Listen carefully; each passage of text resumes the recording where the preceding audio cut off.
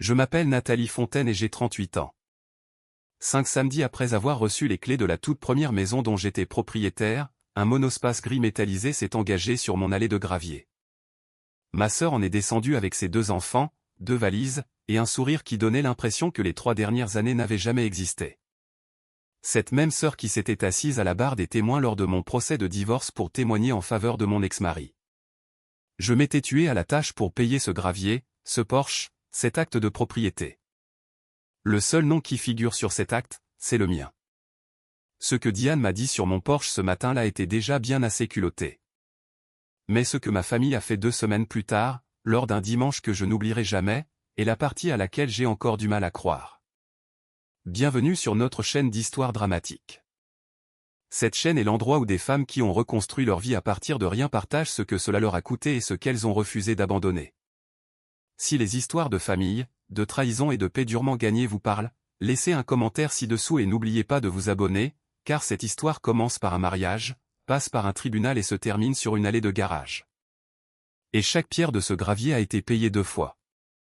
Pour comprendre comment une sœur se retrouve du mauvais côté d'un tribunal, il faut remonter 4 ans en arrière, à l'époque où j'avais 34 ans et où je pensais être une partenaire. Mon mari, Grégory, possédait le garage automobile Valmont, un atelier à 6 ponts à la périphérie et de Valmont-sur-Seine. Je dis qu'il le possédait, et cela résume toute l'histoire. L'entreprise était au nom d'une société que Grégory avait créée 2 ans avant notre mariage. Je gérais l'accueil, je rédigeais les devis, je tenais les comptes droits quand il devenait créatif avec les chiffres, et je mettais les mains dans le cambouis quand il nous manquait un mécanicien, ce qui arrivait presque toutes les semaines. Le contrat de la flotte municipale, 30 véhicules, nous avait été confié parce que leur directeur me faisait confiance, et tout le monde le savait. 2 fois, j'ai demandé à Grégory d'ajouter mon nom à l'entreprise. 2 fois, il a souri et a dit « Au prochain trimestre, Nat ». Il avait un sourire capable de vendre un châssis rouillé à un inspecteur du contrôle technique. J'ai signé 11 ans de ma vie à ce garage, un jour taché d'huile à la fois, et mon nom n'a jamais figuré sur une seule page importante. Il y avait un petit coffre-fort dans le bureau du fond. Grégory en gardait la combinaison de la même manière que certains hommes gardent une maîtresse. Proche, secrète et rien que pour lui. Je me disais que chaque mariage a un tiroir fermé à clé quelque part. C'était le mensonge que je pouvais me permettre à l'époque. L'atelier sentait la poussière de frein et le café brûlé. Et je l'aimais de la façon dont on aime un enfant qu'on n'a pas eu le droit de nommer. Avec le recul, les signes s'accumulaient comme une commande de pièces que personne ne voulait vérifier. Je vérifiais tout le reste dans ce bâtiment. Le seul inventaire que je n'ai jamais pu faire, c'était celui de mon propre mari. Voici ce que vous devez savoir sur ma famille, et je ferai court parce que ce n'est pas joli. Mon père, Raymond Fontaine, est mort d'une crise cardiaque quand j'avais 19 ans, et Diane 12. Il était mécanicien et possédait une servante d'atelier Facom qu'il avait achetée d'occasion l'année de ma naissance. Il était la seule personne à m'avoir jamais demandé ce que je voulais dans la vie. Après l'enterrement, ma mère, Carole, a sombré pendant environ 6 mois.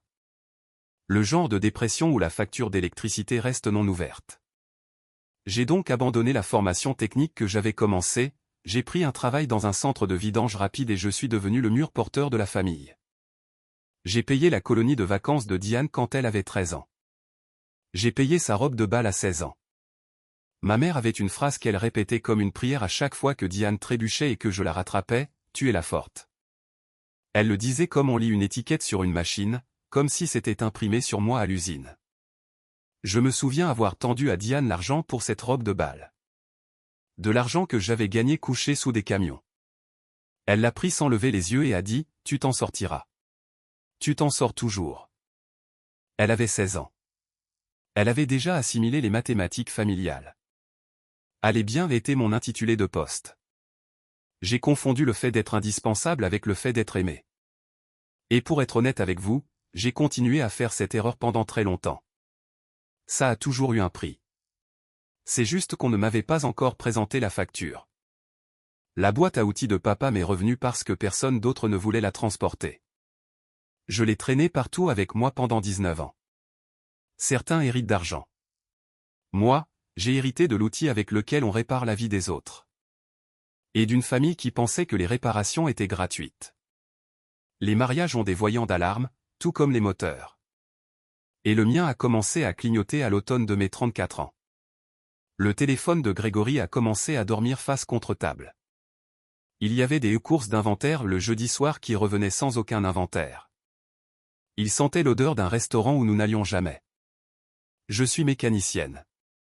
Je n'ignore pas un voyant en espérant que ça passe. Je branche la valise de diagnostic. J'ai donc roulé devant la concession de l'autre côté de la ville un jeudi et j'ai vu son pick-up garé derrière, à côté d'un coupé rouge qui appartenait à Brigitte, la responsable financière qui flirtait avec lui à chaque salon professionnel depuis toujours.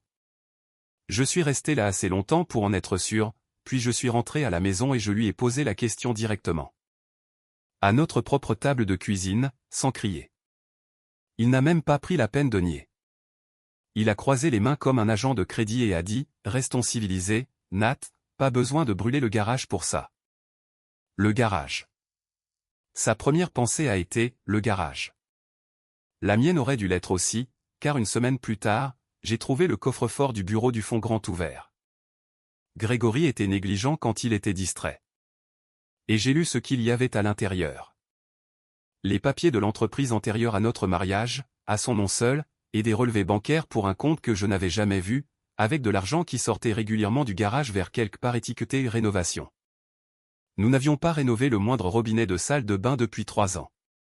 Je me tenais dans ce bureau, avec le cliquetis de la chaudière en fond, et j'ai compris que je ne lisais pas la paperasse d'un mari. Je lisais un plan de sortie, et il était en marche alors que je commandais encore son gâteau d'anniversaire. Je n'ai rien photographié, rien pris. J'ai juste fermé le coffre et commencé à faire une liste dans ma tête de tout ce que mes mains avaient construit dans ce bâtiment et que mon nom n'avait jamais touché. J'ai engagé une avocate la semaine suivante, une femme travaillant dans un petit cabinet nommé Maître Dubois, qui portait des lunettes de lecture sur une chaîne et ne prenait pas de gants. Elle a exposé les choses clairement. Le garage était un bien propre acquis avant le mariage. Son entreprise, son nom. Ma seule voie était de prouver ce que la loi appelle la valorisation active, que l'entreprise avait pris de la valeur pendant le mariage grâce à mon travail. 11 ans de devis, de comptes de flotte et de fiches de paie que j'avais démêlés. Nous pourrions tout prouver si des gens de l'intérieur du garage me soutenaient. Martine, la comptable que Grégory avait poussée vers la sortie l'année précédente, était sur ma liste. Diane aussi. Ma sœur avait travaillé à notre accueil pendant 2 ans après son 2e licenciement, répondant à des téléphones que je la payais pour prendre. Elle avait vu qui dirigeait cet endroit. Maître Dubois a dit que les témoins familiaux faisaient bonne impression sur les juges, et je me souviens avoir ressenti quelque chose qui ressemblait presque à du soulagement. Pendant ce temps, Grégory agissait comme un homme qui avait répété son rôle. Mon accès au système du garage a été désactivé un mardi. Les serrures ont été changées un vendredi, et ma clé du bâtiment que j'ouvrais à 6 heures du matin depuis une décennie s'est transformée en souvenir. Le compte de rénovation que l'expert financier de Dubois a trouvé alimentait en liquide un compte discret et difficile à tracer depuis plus de 2 ans. Chaque mouvement que j'ai fait, je l'ai fait dans les règles. Je n'ai pas pris un euro. Je voulais gagner proprement, car la propreté était la seule chose qu'il me restait et qui m'appartenait entièrement. Puis, Maître Dubois m'a appelé par un triste après-midi de mars et m'a dit que la partie adverse avait déposé sa liste de témoins. Et elle a lu les noms lentement, et il y en a un qu'elle a lu 2 fois. Le nom de ma sœur était sur sa liste à lui. Je suis resté debout dans cette cuisine de location, tenant le téléphone, écoutant le bourdonnement du réfrigérateur, faisant le calcul et refusant d'en accepter le résultat.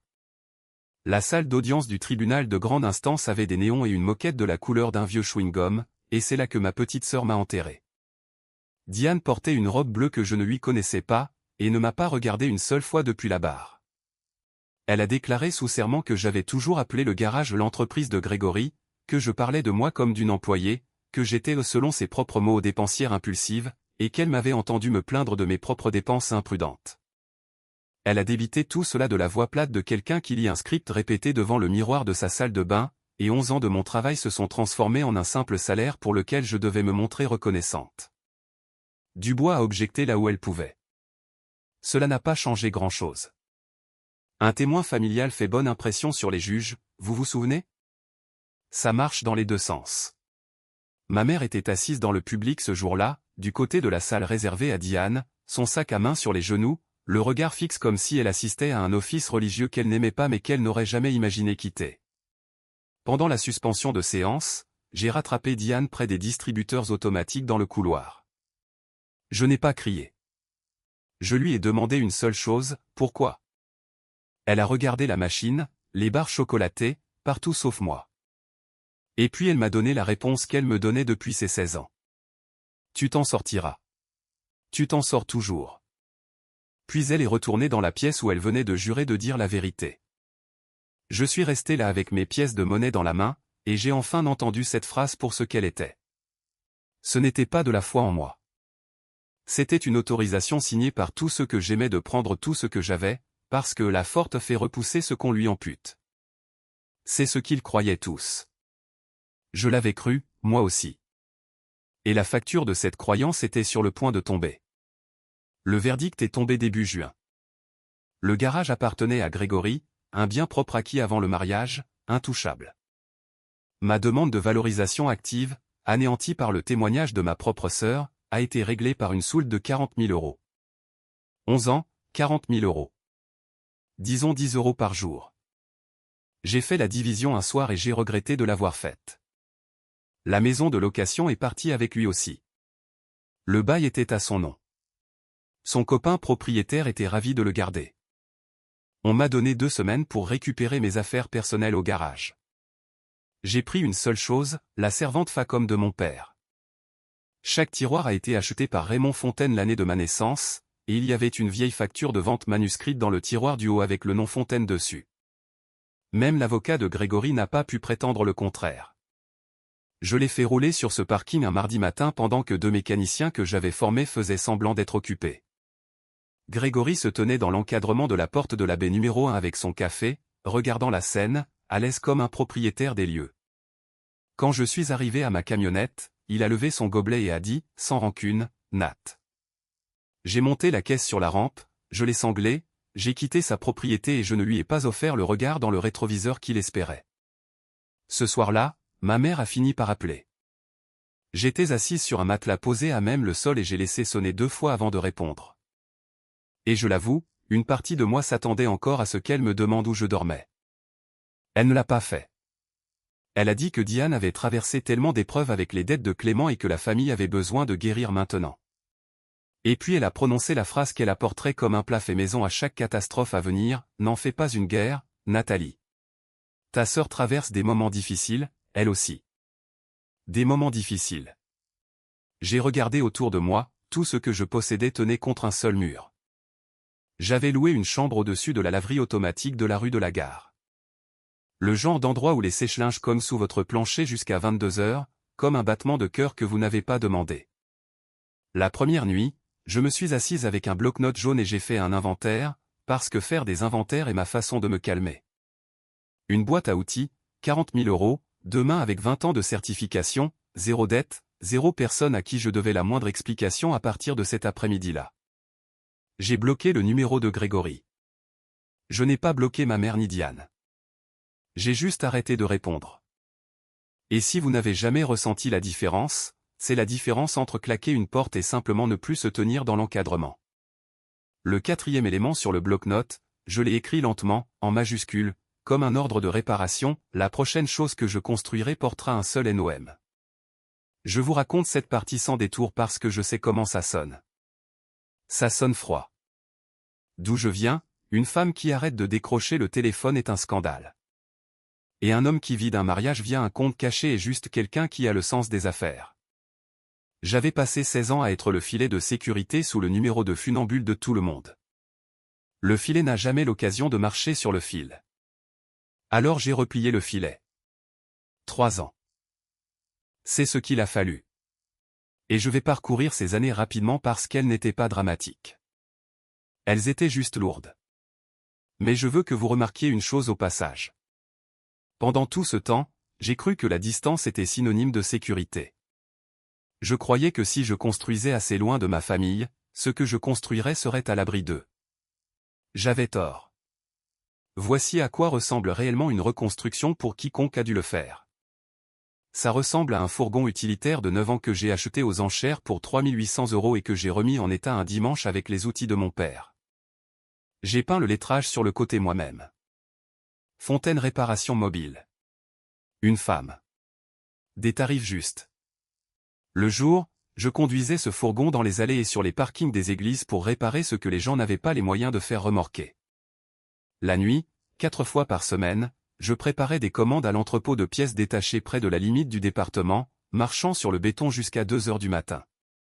Le dimanche, après la messe, je faisais les freins des veuves à la moitié du prix du marché, et ces femmes me remboursaient dans une monnaie que Grégory n'avait jamais comprise, elle parlait. La réputation de la femme mécanicienne honnête s'est répandue dans Valmont-sur-Seine plus vite que n'importe quelle publicité que j'aurais pu acheter. Le directeur de la flotte municipale m'a appelé en personne, a dit que la qualité du travail s'était dégradée depuis mon départ de chez Valmont, et a transféré le contrat entier de 30 véhicules à mon fourgon. Je dormais 5 heures par nuit. Je mangeais mon déjeuner assis sur une caisse en plastique. J'ai scotché un objectif d'épargne sur le tableau de bord et j'ai regardé le chiffre grimper comme un patient regarde un moniteur. Les gens me demandent pourquoi je n'ai pas simplement déménagé pour recommencer à zéro quelque part où personne ne connaissait mon nom. Parce que Valmont-sur-Seine était ma ville à moi aussi. J'y avais gagné chaque clé plate que je possédais, et je n'allais pas laisser ceux qui m'avaient pris le garage me prendre aussi la carte géographique. Si vous avez déjà refusé d'être celle qui part, dites-le moi dans les commentaires. Je les lis. Et restez à l'écoute, car le plus dur dans cette histoire n'a pas été le travail. Le travail, c'était simple. La partie difficile a débarqué dans mon allée de gravier 3 ans plus tard, portant le visage de ma sœur. Quoi qu'il en soit, un mardi pluvieux de ma 2e année, une dépanneuse est tombée en panne sur la bande d'arrêt d'urgence de la départementale 9, et m'arrêtait pour l'aider à changer toute ma vie. La dépanneuse appartenait au garage Le Maire, un atelier à 4 ponts à la périphérie ouest de la ville qui était là depuis avant ma naissance. Au volant se trouvait Marcel Le Maire en personne, 71 ans, chemise à carreaux, des mains comme des racines d'arbres. Le relais de sa pompe à carburant avait grillé. J'en avais un dans mon fourgon, je l'ai remplacé sur le bas-côté sous la pluie, et quand il a demandé ce qu'il me devait, je lui ai facturé la pièce plus 20 minutes de main-d'œuvre, au centime près. Il a regardé la facture plus longtemps que n'a duré le dépannage. La plupart des gens gonflent la note pour un vieil homme en rade ou l'effacent complètement pour passer pour des saints. Un chiffre honnête se lisait apparemment comme de la poésie pour lui. La semaine suivante, il m'a appelé et m'a proposé d'utiliser ses ponts le week-end. Le surplus de travail, sans condition. Le garage Le Maire était usé mais solide. Le genre d'atelier où le cric rouleur est plus vieux que l'apprenti et où rien d'important n'est cassé. Marcel avait enterré sa femme 2 printemps plus tôt. Pas d'enfant dans le métier. Il se déplaçait plus lentement qu'il ne l'aurait voulu et me regardait travailler comme regardent les vieux mécaniciens, sans rien dire. Sans rien rater. Sur le mur du bureau, à côté d'un calendrier d'un fournisseur de pièces qui avait fait faillite dans les années 90, était accroché un petit panneau peint à la main. La peinture avait jauni. Prix juste. Payé intégralement. Pas de faveur. Je lui ai posé la question un jour. Il a dit que son père l'avait peint la semaine de l'ouverture du garage et que cela avait coûté quelques amis à la famille, mais avait sauvé l'entreprise une bonne douzaine de fois. Je n'ai rien noté. Je n'en avais pas besoin. Certaines phrases entrent en vous comme un roulement monté en force. Et on ne découvre que plus tard qu'elles maintiennent tout l'assemblage en place.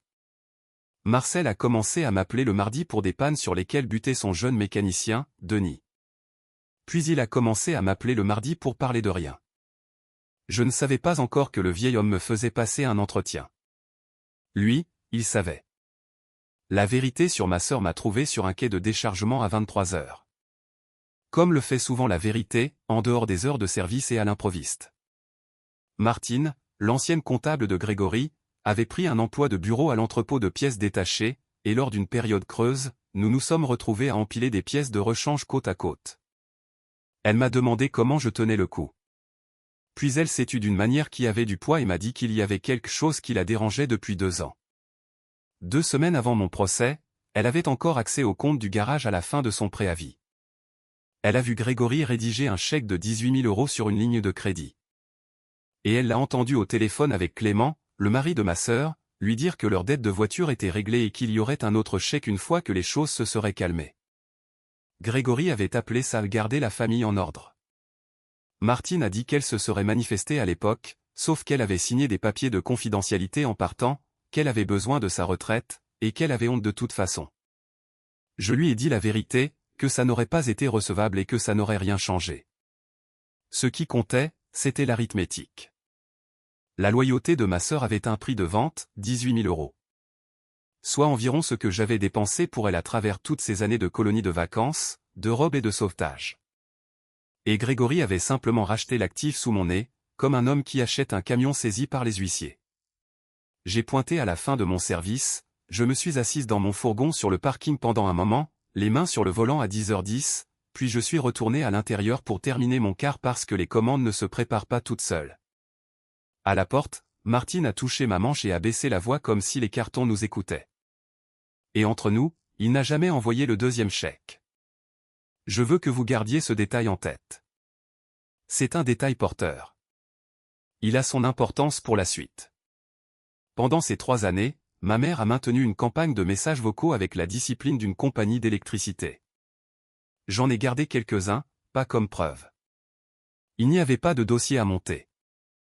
Juste pour m'empêcher de me demander plus tard si j'avais imaginé le schéma. Pas un seul message ne demandait où je vivais.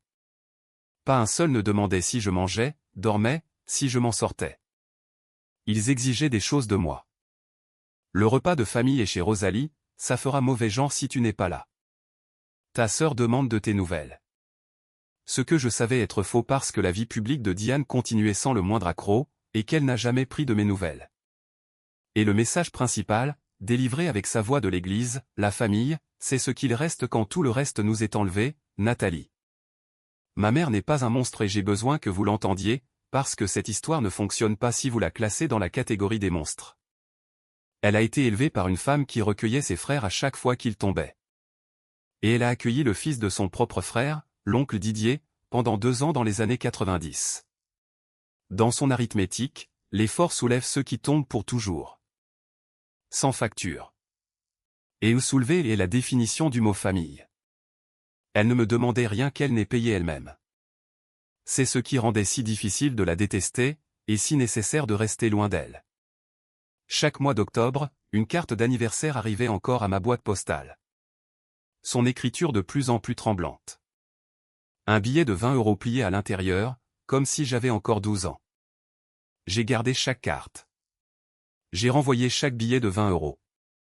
On peut aimer les gens de loin. On peut survivre. C'est une chose que j'ai apprise au-dessus d'une laverie automatique. Et je dirais que c'est devenu plus facile.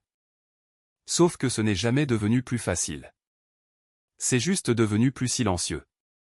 Puis Marcel le maire a décidé de prendre sa retraite. Et le silence a pris fin. Il m'a annoncé un mardi, devant un café tiré de son vieux percolateur, que sa nièce avait déposé son préavis et qu'il mettrait la propriété en vente au printemps. Le garage, plus la maison de 2 chambres sur le même terrain, celle où lui et sa femme avaient vécu pendant 40 ans, à 30 pas de la baie en traversant une cour de gravier. L'agent immobilier l'estimait à 310 000 € pour l'ensemble. Marcel m'a regardé encaisser le chiffre, puis a dit la chose que j'entends encore dans sa voix avant qu'il ne la rende publique. Si tu le veux, c'est à toi de le gagner. Prix juste, payé intégralement, pas de faveur. Ses conditions étaient simples et inflexibles. Il ferait crédit lui-même pour 130 000 €, sur 10 ans à 6%, parce qu'il voulait que le garage reste un garage, et il avait décidé que j'étais celle qui le maintiendrait ainsi. Le reste, c'était à moi de le trouver. J'avais 92 000 €, les 40 000 de la soulte que je ne m'étais jamais permis de toucher, et 52 000 de plus que 3 ans de double garde avaient accumulé, 100 € par 100 €. J'ai apporté mes livres de compte à la banque locale, celle qui connaît encore ses clients à travers leurs camions, et j'ai apporté le contrat de la flotte municipale avec moi.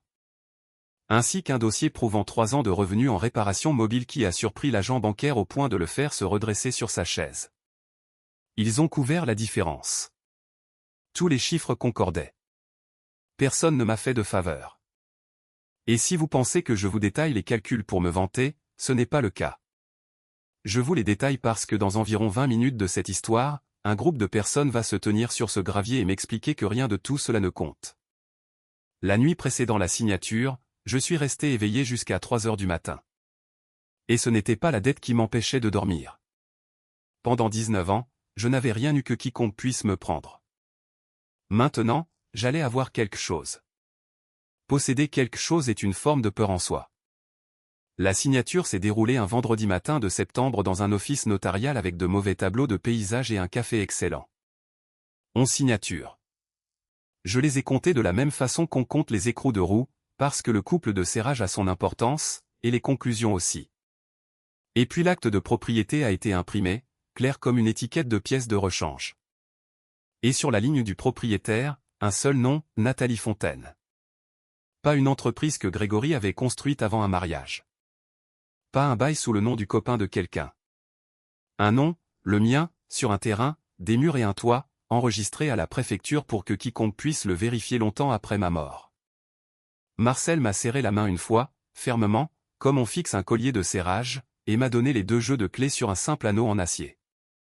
Cet après-midi-là, j'ai accompli la seule cérémonie qui m'importait.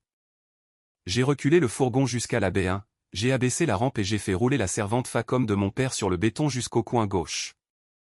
Le même coin où il la gardait dans la maison de la rue des Cèdres quand j'étais une petite fille debout sur une caisse en plastique pour le regarder travailler. Pendant 19 ans, cette boîte avait été en exil, dans des garages, des chambres louées et à l'arrière d'un utilitaire. J'ai bloqué les roues avec ma botte et je suis resté là dans le garage vide, la main à plat sur le couvercle pendant un moment. Et si vous étiez entré, vous auriez pensé que je vérifiais la peinture. Cette nuit-là, j'ai dormi sur un matelas gonflable au milieu du salon vide. Pas encore de rideau, le clair de lune inondant le sol, et j'ai écouté le cliquetis de la chaudière et le gravier se tasser. Les sons d'un bâtiment qui parle à sa propriétaire. Sa propriétaire. J'ai eu droit à 5 samedis de ce sentiment. Le monde m'a accordé 5 samedis avant de remonter mon allée pour renégocier. Et je veux être juste envers le monde. C'est 5 de plus qu'il ne m'en avait jamais donné auparavant. L'enseigne a été posée un lundi, Garage Fontaine. Vente et réparation, et en dessous, en plus petit, la ligne que toute femme dans les métiers manuels reconnaîtra comme un défi, Nathalie Fontaine, propriétaire. La première semaine s'est déroulée exactement comme toutes les femmes qui ont travaillé à un comptoir s'y attendent. Un homme dans un gros pick-up a demandé à parler au patron, j'ai essuyé mes mains sur mon chiffon, je lui ai tendu ma carte et j'ai regardé son logiciel interne se mettre à jour en temps réel. À son crédit, il a fait la mise à jour. 2 appelants ont demandé à quelle heure le vrai mécanicien serait là. J'ai gardé Denis. Le jeune mécanicien de Marcel, 24 ans, de bonne main, mais une mauvaise habitude de diagnostiquer à l'aveugle. Je l'ai corrigé un ordre de réparation à la fois. Marcel en personne passait tous les mardis à 10 h comme un contrôle de maintenance programmé. Il achetait son café à la machine avec l'appoint exact, bien que le café lui soit gratuit à vie. Il s'asseyait sur sa vieille chaise près de la fenêtre et ne donnait absolument aucun conseil à moins que je ne lui en demande, ce qui est la forme d'amour la plus rare que j'ai personnellement rencontrée. Le chiffre d'affaires du premier mois a couvert le prêt immobilier, la créance de Marcel, les pièces, Denis et l'assurance, avec juste assez de reste pour commander une pizza. Pas un miracle, mais une marge. Des marges, c'est tout ce que j'ai jamais demandé. Avant l'ouverture, j'avais trouvé le petit panneau peint à la main du père de Marcel dans un tiroir où il l'avait laissé, enveloppé dans un chiffon d'atelier comme une relique, et j'avais compris le message tel qu'il l'avait voulu. Je l'ai encadré et accroché derrière la caisse où on ne peut pas le rater en payant, prix juste.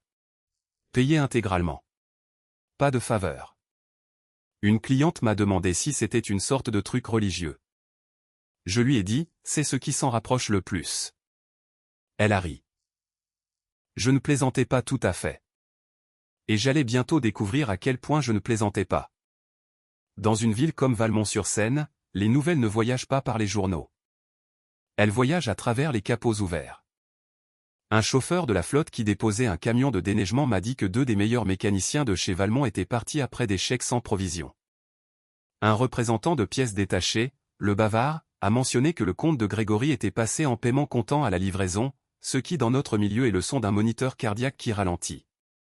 Le contrat municipal, le mien maintenant, avait été la colonne vertébrale de la trésorerie de ce garage, et je savais mieux que quiconque ce que son départ provoquerait, car j'étais celle qui avait maintenu l'hémorragie sous contrôle pendant toutes ces années. Le coupé rouge de Brigitte, ai-je entendu dire, avait été aperçu pour la dernière fois quittant la ville au printemps. Je ne me suis réjoui de rien de tout cela, et je veux être précise sur le pourquoi, parce que ça a son importance pour la fin de l'histoire. Un homme qui se noie n'est pas ma victoire. C'est juste l'eau qui trouve son niveau. Et j'avais des baies remplies de travail et pas le temps de rester sur la rive à regarder. L'autre nouvelle est arrivée via le canal familial, de tante Rosalie à ma mère jusqu'au parvis de l'église et enfin jusqu'à moi, le chemin qu'empruntent toutes les nouvelles familiales officielles. Clément avait quitté Diane, parti dans le sud de la France pour un travail qui existait ou non, lui laissant le monospace, les enfants, et 3 mois de retard sur son prêt immobilier. Et voici la partie qui a bouclé une boucle que je gardais ouverte depuis ce quai de déchargement 2 ans plus tôt, la dette de crédit, les fameux 18 000 € de l'argent de la loyauté, n'avait jamais été remboursé en totalité. Le deuxième chèque de Grégory n'est jamais arrivé. Le solde s'était fait les dents pendant tout ce temps, et une agence de recouvrement le possédait maintenant. La loyauté pour laquelle ma sœur m'avait vendu s'était avérée être la promesse sans provision d'un homme dont tout finissait par être sans provision. Je l'ai appris un jeudi. Les mauvaises nouvelles voyagent à la vitesse de la famille. Le samedi, mon téléphone s'est illuminé avec un nom qu'il n'avait pas affiché depuis 3 ans. Le premier SMS disait « J'ai entendu parler du garage. Tellement fier de toi, Sœurette. » Des points d'exclamation comme des confettis. On devrait rattraper le temps perdu. Rien dedans sur un tribunal. Rien sur une robe bleue à la barre des témoins. 3 ans de silence, et elle ouvre sur la fierté, comme si cette fierté lui appartenait pour la distribuer sur ce que j'avais construit dans le cratère qu'elle avait aidé à creuser. Je l'ai lu, debout à la caisse sous le petit panneau de Marcel, et je n'y ai pas répondu. Le deuxième SMS est arrivé 5 jours plus tard, maman dit que la maison a 2 chambres. Je parie qu'elle est magnifique. Et voilà. Je me suis dit, voilà le maître ruban, parce que ce n'est pas un compliment. C'est une estimation immobilière. Et je lisais les estimations de Diane depuis qu'elle avait 16 ans. J'ai tapé une réponse qui n'était que de la douleur en lettres minuscules. Je l'ai effacée. J'en ai tapé une plus froide. Une réponse d'avocat. Effacée aussi. J'ai dû lui écrire une 12aine de réponses en 2 nuits, assise à la table de ma cuisine dans la maison dont l'acte de propriété portait un seul nom. Et chaque version était une justification de moi-même. Et quelque part passé minuit, j'ai fini par comprendre que me justifier était la plus vieille taxe que la famille prélevait sur moi, et que je ne la payais plus. J'ai posé le téléphone face contre table. J'aimerais vous dire que j'ai dormi, la plupart du temps. Je suis resté allongé à écouter ma propre maison retenir son souffle. Les gens vous diront que fixer des limites est parfois valorisant. La plupart du temps, c'est comme se tenir parfaitement immobile dans ses chaussures de sécurité en attendant de découvrir combien ça va vous coûter. Cette fois-ci, c'était le 5e samedi après la signature, au milieu de la matinée. J'étais sous un pick-up de la flotte municipale dans la B1, aux prises avec une durite de transmission tenace, quand j'ai entendu des pneus quitter la route pour s'engager sur mon gravier. Lent et certain, un véhicule qui savait qu'il était arrivé quelque part où il prévoyait de rester. J'ai reconnu le moteur avant de voir la peinture. Un monospace gris métallisé avec un couinement de courroie fatigué que j'aurais réparé gratuitement autrefois, à l'époque où nous étions encore sœurs. Diane est sortie du siège conducteur, déjà en pleine représentation, lunettes de soleil relevées dans les cheveux, les bras ouverts vers la propriété comme une animatrice de jeu télévisé. Oh mon Dieu, regarde cet endroit. Théo a glissé hors de la voiture après elle, 8 ans, tout en coude. Et la petite Emma, 5 ans, traînant un sac à dos avec une licorne dessus. La vue de ces enfants m'a mis un coup au cœur. Je veux être honnête à ce sujet, parce que rien de ce qui allait arriver n'était de leur faute. Puis j'ai vu le reste. 2 valises sur le gravier. Des sacs poubelles avec des manches de vêtements pressés contre le plastique. Les bagages d'un départ précipité. Et sanglé sur la galerie du toit, un matelas pliant sous une bâche bleue. Elle n'était pas venue me poser une question. Elle était venue avec la réponse tout emballée. Elle montait déjà les marches de mon Porsche alors que j'essuyais encore le liquide de transmission sur mes jointures, parlant sans s'arrêter. Les mots étaient répétés avec cette fluidité qui ne semble naturelle que si personne n'écoute attentivement. Et moi, j'écoutais attentivement depuis 3 ans. Les enfants peuvent partager la 2e chambre. Ce sont de bons dormeurs. Je prendrai le canapé jusqu'à ce qu'on trouve une solution. C'est temporaire, évidemment. Puis elle s'est retournée sur la dernière marche, englobant du regard ma cour, mon garage, mon toit, et elle a prononcé la réplique qu'elle avait clairement écrite sur le trajet, celle qui était censée mettre fin à la conversation avant même qu'elle ne commence. On est une famille, Nathalie. Et tu as tout ça maintenant. Tu as tout ça. Il y a toute une religion derrière cette phrase, et j'ai été élevé dedans, je connais chaque cantique. Ce qui t'appartient existe pour être redistribué, la forte est un service public. Emma m'a fait un signe de la main depuis le gravier, timide, ses deux mains agrippées à la bretelle de son sac à dos licorne, et je lui ai fait un signe en retour, parce que ma querelle n'a jamais été avec les enfants. Puis j'ai regardé ma sœur et je lui ai dit la vérité. Non, Diane. Tu ne peux pas vivre ici. Je l'ai dit comme je donne le prix pour des freins neufs. Calme, net, définitif. Elle a cligné des yeux comme si j'avais parlé une langue étrangère. Et honnêtement, dans notre famille, c'était le cas. Puis elle a passé ses vitesses, et je suis resté sur mon propre porche à les regarder toutes venir. Première vitesse, le miel. Les sœurs s'entraident. Tu te souviens quand on partageait notre chambre? Les enfants t'adorent. Deuxième vitesse, la culpabilité. Et elle l'a enclenché avec la douceur d'un rétrogradage. Ils dorment dans un hôtel Formule 1, Nathalie. Regarde-les. Regarde leur visage. Et je les ai regardés. C'est ça la mécanique terrible de la chose. Elle a braqué ses propres enfants sur moi comme une clé dynamométrique. Et puis la troisième vitesse, la bonne vieille méthode, l'hymne national de la famille. À moitié crié depuis ma dernière marche, le bras jeté vers ma maison. Tu t'en sortiras. Tu t'en sors toujours. Alors qu'est-ce que ça peut bien te faire? Et elle était là.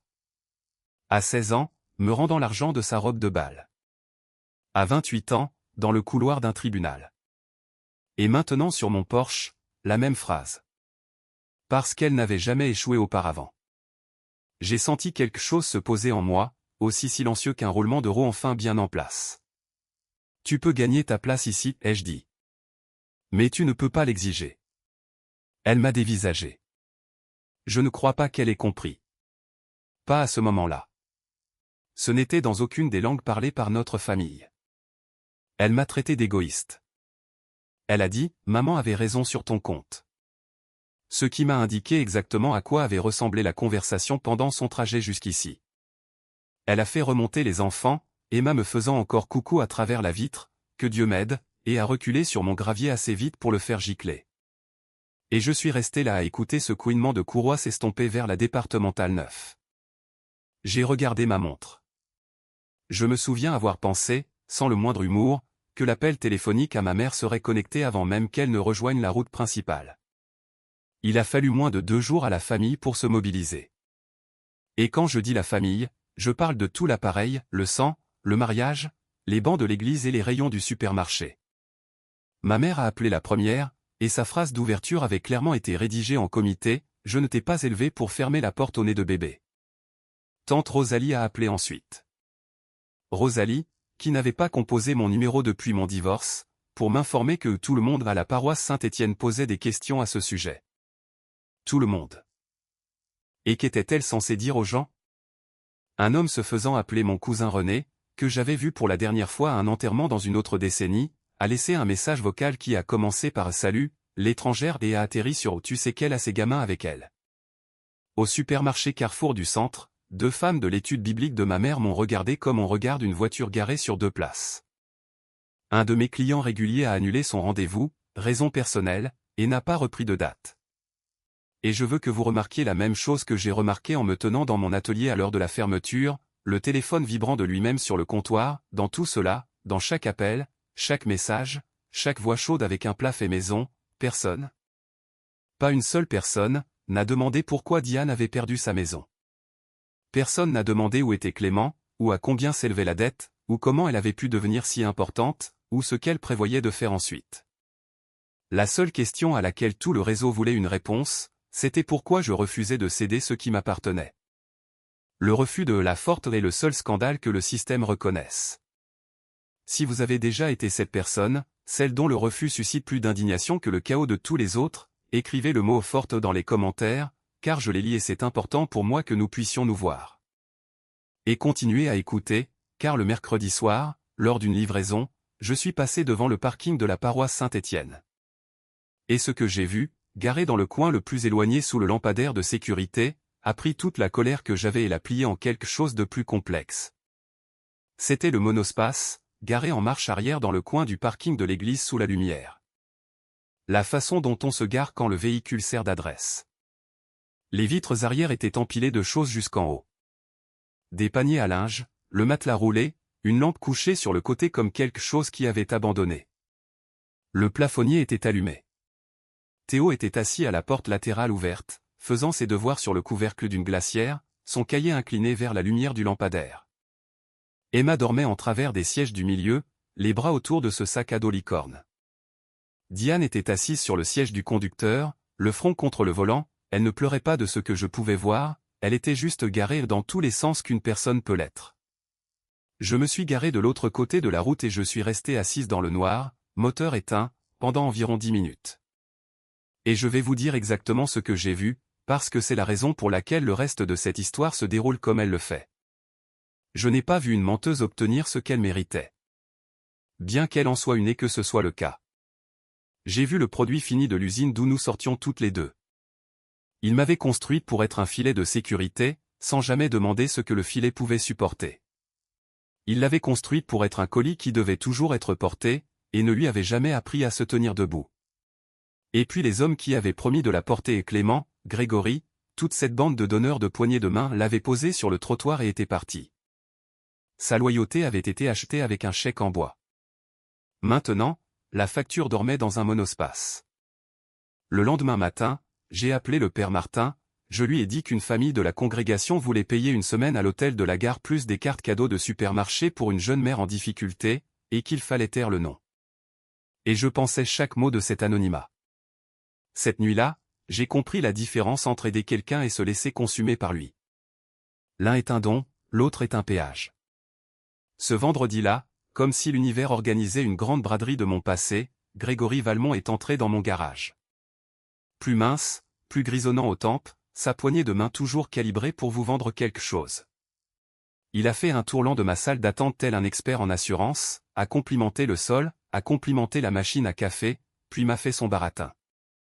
Et je lui accorde ça, l'homme savait encore vendre au milieu des décombres. Il avait entendu de grandes choses.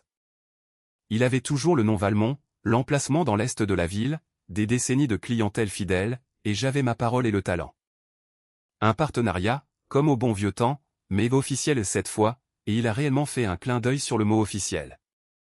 Des années trop tard. Au milieu de son discours, la vérité est tombée de sa poche. La banque était en train de saisir son bâtiment, et son baratin était celui d'un homme qui s'agrippait à une corde en appelant ça une fusion. Je l'ai laissé finir. La fille de 19 ans que j'étais aurait déjà été en train d'imaginer comment le sauver.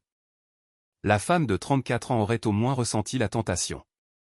La femme de 38 ans a essuyé le comptoir et a dit « J'ai un garage. Il n'est pas à partager. Tu m'as appris ça, et c'est la seule chose que je te dois. » Il a essayé son sourire. A demandé si je pouvais au moins lui avancer des pièces à crédit. Le tarif m'a mis, nous étant l'histoire ancienne et tout ça. J'ai pointé du doigt le petit panneau derrière ma caisse, la peinture jaune du père de Marcel. Prix juste. Payé intégralement. Pas de faveur. Il l'a lu 2 fois, comme s'il espérait que les mots s'adoucissent au deuxième passage. Puis il m'a traité de femme froide, ce qui, venant de Grégory, est pratiquement un diplôme, et il est sorti vers un pick-up. J'ai remarqué qu'il avait pris soin de se garer là où je ne pouvais pas voir les plaques d'immatriculation. Je n'ai rien ressenti que j'aurais eu besoin de confesser. Ce soir-là à 21h, mon téléphone a vibré une fois. Ma mère. Une seule ligne. Pas de « bonjour ». Dimanche, nous venons tous te faire entendre raison. Mon café du mardi avec Marcel a eu lieu le samedi de cette semaine-là, parce que je l'avais appelé, ce que je n'avais jamais fait pour un problème non mécanique. Il est arrivé dans son gilet des dimanches et s'est assis sur sa chaise, et il a écouté toute l'histoire sans bouger. Puis je lui ai posé la question qui tournait au ralenti sous tout le reste depuis 3 ans. Suis-je cruel, Marcel ? Il y a réfléchi comme il réfléchit à un bruit qu'on entend qu'en 4e vitesse assez longtemps pour commencer à s'inquiéter. Puis il a dit, je t'ai vendu cet endroit parce que tu paies le prix que coûtent les choses. La cruauté, c'est d'apprendre à quelqu'un que le monde lui doit un loyer gratuit. Il a rincé sa tasse, l'a mise dans l'égouttoir, et m'a laissé avec ça. Le soir même, Je me suis assise à la table de ma cuisine avec un bloc-notes jaune, parce que les inventaires sont ma façon de me calmer. Et j'ai écrit ce que je pouvais réellement donner sans m'immoler par le feu pour réchauffer le plat familial. J'avais besoin d'aide à l'accueil. C'était simplement vrai. Denis et moi croulions sous la paperasse tous les vendredis. Alors, point numéro 1, un emploi. 25 heures par semaine au garage Fontaine, à l'accueil. Le salaire affiché, le même que celui placardé au mur pour tous ceux qui entrent. Point numéro 2, j'ai appelé le numéro de l'annonce pour les appartements au peuplier, ceux qui sont corrects avec l'aire de jeu, et j'ai demandé ce qu'il faudrait pour réserver un T3. La caution est le premier mois payable directement au propriétaire au nom de Diane, sur le bail de Diane. Pas mon canapé, pas ma deuxième chambre, mais un sol à elle sous ses propres pieds. C'est l'unique chose que notre famille n'avait jamais pensé à lui donner. J'ai refermé le bloc-notes et je suis restée assise dans ma maison silencieuse. Ils allaient venir dimanche pour me faire choisir entre ma maison et ma famille. J'avais passé la semaine à construire une troisième porte, et j'étais raisonnablement sûr que personne sur ce gravier n'en avait jamais vu une. Ils sont arrivés à 14 heures, après l'église et le déjeuner. 3 véhicules tournant sur mon allée de gravier en file indienne comme une procession. La berline de ma mère, lavée pour l'occasion. Le SUV de tante Rosalie. Et le monospace, ce qui m'indiquait que la semaine au motel était terminée et que le sommet avait été programmé en conséquence. Ma mère est sortie dans son beau tailleur lavande de l'église. Et ce détail m'a un peu défaite. Elle s'était habillée sur son 31 pour venir me renier ou me sauver. Dans son esprit, je crois vraiment que c'était la même démarche. Je les ai accueillis dans la cour à la table de pique-nique que Marcel avait laissée derrière lui, entre la maison et le garage, et je n'ai invité personne à l'intérieur. Tout le monde l'a remarqué. La porte que je n'avais pas ouverte se dressait derrière moi pendant tout ce temps, comme un témoin. Pas de café, pas de citronnade. Ce n'était pas de l'hospitalité. C'était une audience. La deuxième que ma famille organisait sur mes droits de propriété. Et cette fois, au moins, j'aurai la parole. Maman a commencé comme commencent les matriarches, non pas avec un argument, mais avec une généalogie. La famille, c'est ce qu'il reste quand tout le reste nous est enlevé, Nathalie.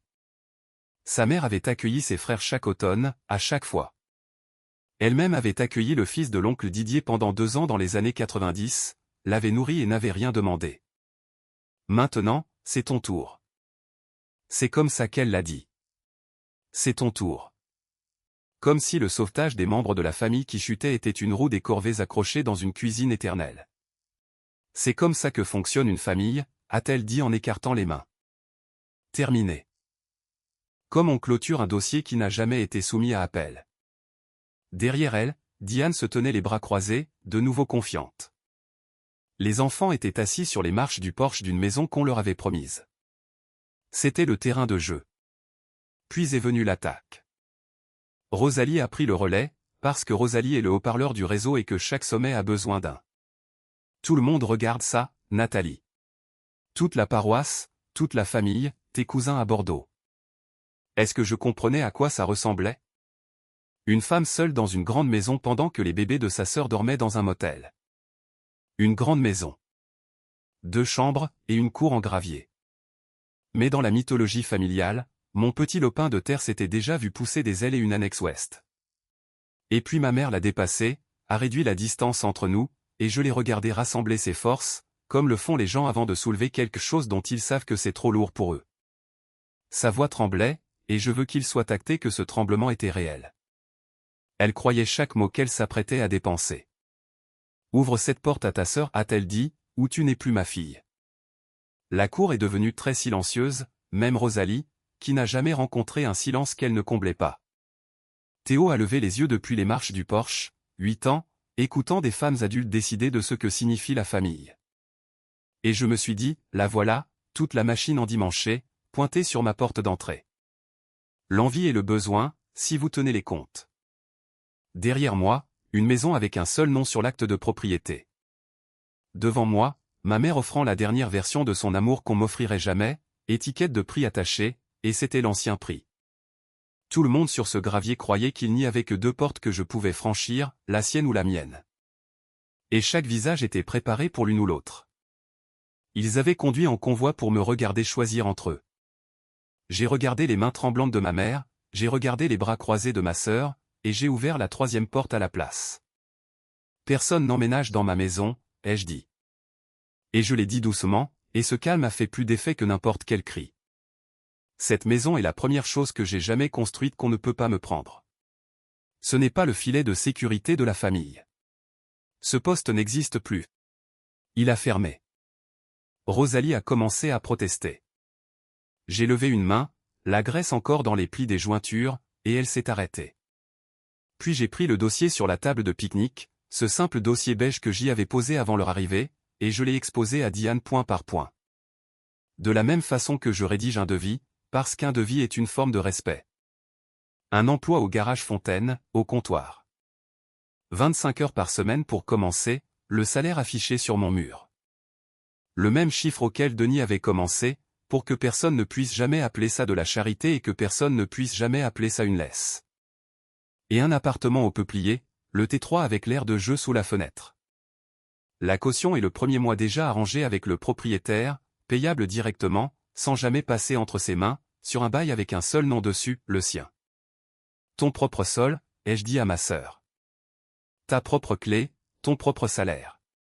Personne ne te porte, et tu n'as jamais à dire merci à qui que ce soit à Noël. Une condition. À partir d'aujourd'hui, tout ce qui passe entre toi et moi est donné. Ce n'est plus jamais pris. Tu peux gagner ta place ici. Tu ne peux pas l'exiger. Les bras de Diane se sont décroisés. Elle a regardé le dossier, m'a regardé, et a tendu la main, par pur réflexe, vers l'hymne national. Tu t'en sortiras. Tu t'en sors touche. J'ai enfin répondu à cette phrase après 15 ans à l'entendre. Je ne m'en suis jamais bien sorti, Diane. J'étais juste utile. J'ai arrêté de confondre les deux. Le visage de ma mère s'est fermé comme un magasin. Elle a dit que si je la laissais quitter cette cour, elle ne reviendrait pas. Et sa voix s'est brisée sur le mot fille quelque part là-dedans. Et je ne vais pas vous prétendre que ça ne m'a pas blessé. Ça a tranché jusqu'à l'os. Je sais, ai-je dit très doucement. Je ne ferme pas la porte, maman. J'arrête juste d'être la porte que tout le monde franchit. Elle m'a regardé pendant un long moment, ma mère dans son tailleur lavande, dans sa 63e année. Et puis elle s'est retournée, a marché jusqu'à sa berline et a quitté mon gravier. Et ce son, celui des pneus roulant lentement sur la pierre, c'est le son que fait le prix de votre vie lorsqu'il est enfin payé. Rosalie l'a suivi, bien sûr, en s'arrêtant seulement pour me dire qu'elle prierait pour moi, sur ce ton que les gens utilisent quand ils pensent l'exact opposé. Et puis la course est résumée à nous. Diane, les enfants sur les marches, moi, et un dossier beige sur une table de pique-nique, baigné par le soleil de fin d'après-midi. Personne n'a parlé. Emma est descendue et a tiré sur la main de sa mère. Fatiguée, finit la comédie, d'une manière dont seule une enfant de 5 ans peut honnêtement en avoir fini. Diane est restée là un long moment à regarder ce dossier. Et j'ai regardé ma sœur faire des mathématiques qu'on ne lui avait jamais apprises, pesant un canapé qui lui était dû contre un sol qu'elle allait devoir gagner. Elle ne s'est pas excusée. Je veux être honnête avec vous. Il n'y a pas eu de moment digne d'un film, pas de câlin, pas de larmes sur le gravier. Elle a ramassé le dossier sans croiser mon regard. Comme on prend une facture de pièces détachées avec laquelle on ne peut pas discuter. Elle a attaché ses enfants à l'arrière et est partie plus lentement qu'elle n'avait jamais quitté aucun endroit. Elle n'a pas dit oui, mais elle ne l'a pas laissé sur la table non plus. Et avec Diane, c'était ce qui se rapprochait le plus d'un oui que j'ai jamais reçu. Je me suis assise sur les marches de mon Porsche jusqu'à ce que la lumière prenne une teinte cuivrée, écoutant mon garage refroidir et ma maison ne rien faire d'autre que se tenir là. À moi. Le lundi matin, à 7h58, j'ai entendu des pneus sur le gravier et une courroie couiner, et j'ai préparé une nouvelle cafetière. Elle est entrée, le visage dur, et à l'heure. Et elle a mal travaillé au début. Puis moins mal. Elle a fait un doublon de rendez-vous sur le pont de parallélisme sa première semaine, et je l'ai corrigé de la même façon que je corrigeais Denis. De façon neutre, précise, une seule fois. Et elle m'a regardé en attendant la suite, le sermon, les intérêts sur la faveur, et ce n'est jamais venu. Parce qu'il n'y avait pas de faveur. Il y avait un salaire affiché et un travail à faire. 2 semaines plus tard, j'ai tendu les chèques de paie par-dessus le comptoir. Celui de Denis, puis le sien. Même enveloppe, même jour de paix. Elle a tenu le sien pendant un long moment. Le tout premier argent de sa vie dont je pourrais parier que personne ne lui devait, ne lui avait donné, ou glissé sous la table pour garder la famille en ordre. Elle a dit une chose, sans lever les yeux, Clément ne m'a jamais dit que le loyer était dû avant qu'il ne soit déjà en retard. Ce fut tout. Ce n'était pas une excuse.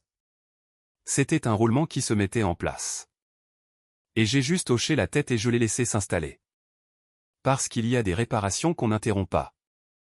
Ce même mois, la banque en a terminé avec le garage automobile Valmont, et l'équipement est passé aux enchères par un matin glacial. J'ai acheté le bon pont de parallélisme via la plateforme de vente en ligne. Prix du marché, face à des inconnus, payé intégralement l'après-midi même, et j'ai envoyé un transporteur pour le récupérer plutôt que d'arpenter moi-même ce sol. Il n'y avait rien là-bas que j'avais besoin de voir, et rien que j'avais besoin de dire. Et si Grégory regardait la vente depuis quelque part, ce qu'il a vu de ma part, c'était un prix juste et le silence. Prix juste, payé intégralement. Pas de faveur. Ça marche dans tous les sens. C'est tout l'intérêt du panneau. Cela fait 4 mois depuis ce dimanche sur le gravier.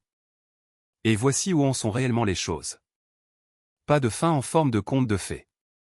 Diane est toujours au comptoir, 25 heures par semaine.